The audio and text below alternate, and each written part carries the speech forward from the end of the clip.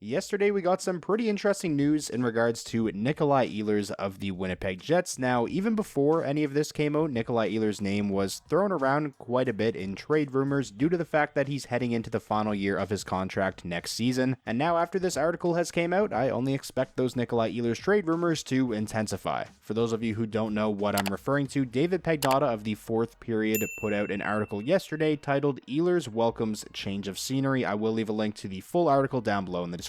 I'm not going to read the entire thing, but I will read the first little bit here for you guys. Nikolaj Ehlers is entering the final year of his contract, and speculation over his availability started when the Winnipeg Jets were eliminated by the Colorado Avalanche in the first round of the Stanley Cup playoffs. The 28-year-old Dane is set to earn $6.75 million in actual salary in 2024-25, though his cap hit is just $6 million. He owns a 10-team no-trade list, and word out of Winnipeg is that he has not requested a trade, but he would welcome a move. According to a well-placed source close to the Jets, Ehlers is not interested in signing an extension with the club, and that is primarily why Winnipeg GM Kevin Cheveldayoff is exploring his options via the trade market. It is unclear if Ehlers would entertain a contract extension, which he would not be eligible to sign until July 1st at the earliest, with a new team as part of a change of scenery, but doing so would allow the Jets to maximize a return. So that's all I'll read for you guys from the article. Again, I will leave a link to the full thing down below in the description. I recommend you guys go and give it a read. Aside from just the Ehlers news, there's a lot of other interesting bits of news from around the league as well. But in this video, we are just going to focus on Nikolaj Ehlers. With this new bit of information coming out, it does sound like there's a pretty good chance we will see Ehlers traded at some point this offseason. So in today's video, I want to talk about what, in my opinion, are the most likely trade scenarios for Nikolaj Ehlers, both in terms of teams that could be interested and make some sense, and also what those teams could be willing to give up as part of a return for the Jets. So the first team I have on my list that I think makes a ton of sense as a potential trade partner for the Jets when it comes to an Ehlers deal is the Carolina Hurricanes. Top six forwards Jake Guentzel and Teuvo Teravainen are both pending unrestricted free agents, and depending on what happens with those guys, I could definitely see a scenario where Carolina is in the market to add a top six winger. Not only that, it's also sounding like Marty Necas very well may have played his last game as a member of the Carolina Hurricanes. Like Nikolaj Ehlers, Necas is kind of at the center of attention right now when it comes to trade rumors. Obviously a little bit different of a situation as Marty Necas is currently a restricted free agent, while Nikolaj Ehlers is signed through next season and is set to become an unrestricted free agent next summer. However, they do share some similarities, similar production this past season, both skilled, speedy, top six wingers who are very effective off the rush, thrive in transition. Part of me wonders if maybe something as simple as a Martin Necas for Nikolaj Ehlers swap could work for both teams. I'm not sure exactly how that would look, if it would be one for one. I do think Nikolaj Ehlers is the better, more well-rounded player right now, but in terms of value, I think you can make the argument that in a trade, Necas may be more valuable given his age and the fact that he's an RFA, so there's team control there. The next team that I have on my list, and this is in no particular order by the way, I actually have the Chicago Blackhawks. Now, they're definitely in a much different situation than the Carolina Hurricanes and other contending teams that could be interested in Nikolaj Ehlers. The Blackhawks are obviously not anywhere close to contending yet, but I do think it's safe to say we've seen the worst of their rebuild. The Blackhawks have really bottomed out over the last two seasons. They landed their franchise cornerstone to build around in Connor Bedard, and aside from Bedard, there is a ton of other fantastic young talent in the Blackhawks organization like Lucas Reichel, Frank Nazar, Kevin Korchinski, Vlasic, Oliver Moore. They also have an absurd amount of draft picks over the next 3 years, including the second overall pick in the draft coming up at the end of the month. This is a team that I think is going to show some signs of improvement next season. I can't see them being as bad as a 23-win team again like they were this past season. We've already seen on one occasion Kyle Davidson go out and acquire a skilled veteran top six winger to play alongside Connor Bedard when the Blackhawks traded for Taylor Hall last offseason. Unfortunately, we didn't get to see a whole lot of that duo play together this past season because Taylor Hall missed most of the year with an injury, but I don't think it's too crazy to think that we could see the Blackhawks make a move similar to that and bring in some more help for Connor Bedard, and I think Ehlers would be a great candidate for that. It would allow Nikolaj Ehlers to go to a team where he'd finally get the opportunity to play legit top line minutes, to be a focal point of a team's offense, to play in the top power play unit, all things that Ehlers didn't really get the opportunity to do in Winnipeg on a consistent basis, and I think that's probably a big reason why he isn't interested in signing an extension with them. With that all being said though, the cost of acquisition would likely be a lot higher for someone like Nikolaj Ehlers than it was, for Chicago to acquire Taylor Hall last summer. That goes without saying. And the Winnipeg Jets are a team who are still in their contention window. They're trying to win right now, and I think in a Nikolaj Ehlers trade, they're probably going to to want a player in return who can come in and help them win right now. And the Blackhawks are obviously a very young team, and they don't really have anyone that I think fits that mold that would interest the Winnipeg Jets all that much. Sure, the Blackhawks could put together a very enticing package involving some of their many draft picks and maybe a prospect or two, but does it make sense for the Chicago Blackhawks, given their current position, to give up a bunch of future assets for a guy who may only end up being there for one season? Now, sure, the Blackhawks could look to flip Nikolaj Ehlers closer to the trade deadline next season, but I think if an Ehlers trade to Chicago were to happen, it would be a sign and trade, or Ehlers at least gave the Chicago Blackhawks a heads up and an indication that he'd be willing to sign there long term. Out of all the teams that we're going to talk about in this video, I do feel like the Blackhawks are probably the least likely scenario, but I thought it was at least an interesting enough idea where I should include them in the video. Moving on now to the next team on my list, I have the Boston Bruins, who are expected to be very active this offseason in an attempt to really bolster their offense, and given the fact that Nikolaj Ehlers is one of the more high-profile forwards on the trade market right now, I think it only makes sense to link the two. Now, yes, Nikolaj Ehlers is not the top-line center that may be at the top of the Boston Bruins list of priorities to go out and get this offseason, but he would definitely be a massive addition to that forward group, especially if somebody like Jake DeBrusk ends up leaving as an unrestricted free agent. As far as what the Boston Bruins could be willing to give up for Nikolaj Ehlers, I think a package centered around a defenseman makes the most sense, with guys like Brendan Dillon and Dylan DeMello being pending UFAs and Nate Schmidt and Neil Pionk heading into the final years of their deals next season. The Jets are definitely going to be in the market for a top four defenseman. I think somebody like Brandon Carlo would be a really good fit for Winnipeg. 3 more seasons signed at a cap hit of $4.1 million. He is a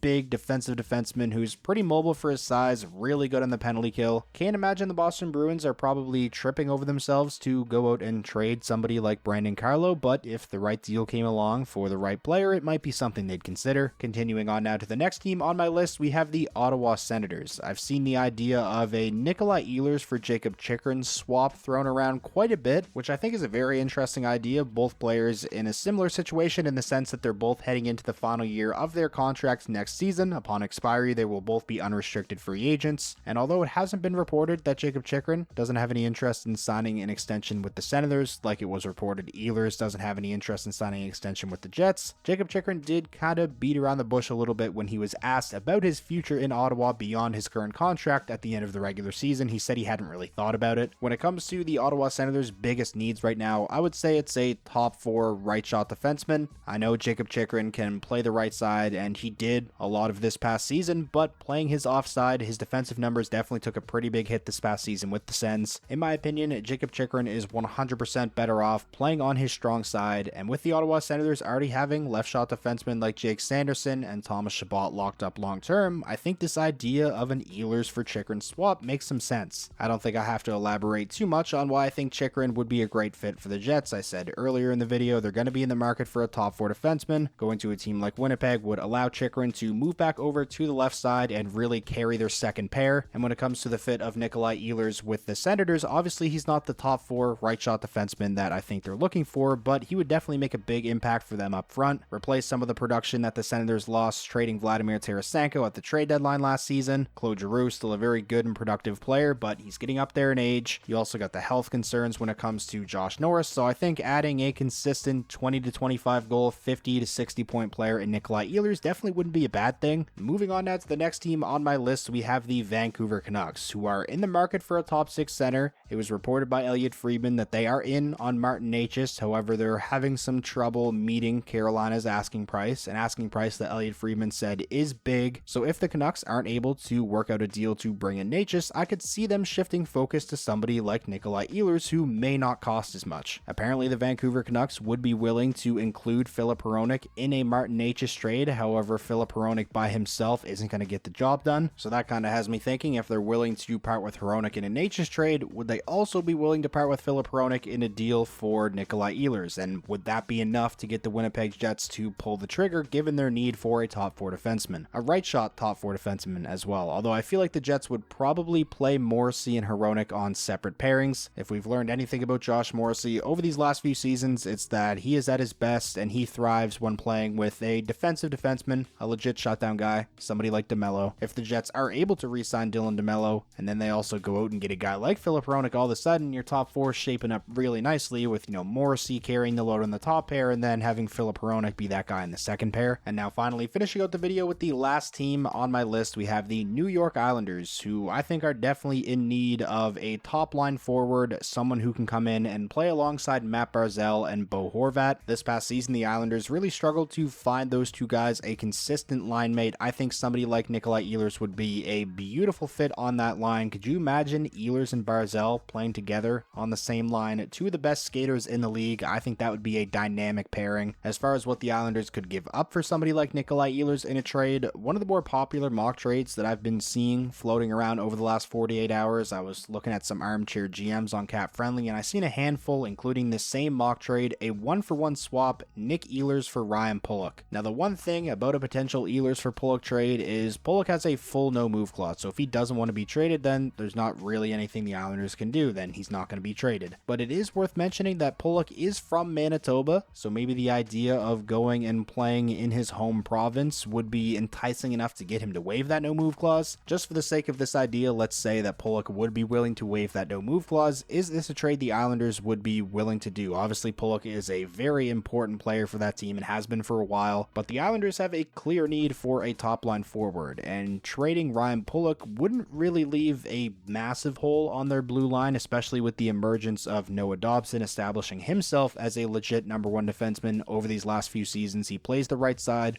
like Ryan Pulock, which definitely makes Ryan Pulock a lot more expendable now than, say, 3-4 years ago. I really like the idea of this, and I think it makes sense for both teams. So that is going to wrap up today's video, going over the most likely trade scenarios for Nikolaj Ehlers. As always, I want to know what you guys are thinking, so if there's any teams that I didn't mention that you think would be a good fit for Ehlers, let me know which teams those are and why down below in the comments. If you guys got all this way to the end of the video and you enjoyed yourself, please remember to leave the video a like. It does help out the video a ton, and it's the best way to let me know that you enjoyed. And most importantly, if this was your first time checking out the channel and you want NHL content just like this all year round, hit that subscribe button, and I'll talk to you all again soon.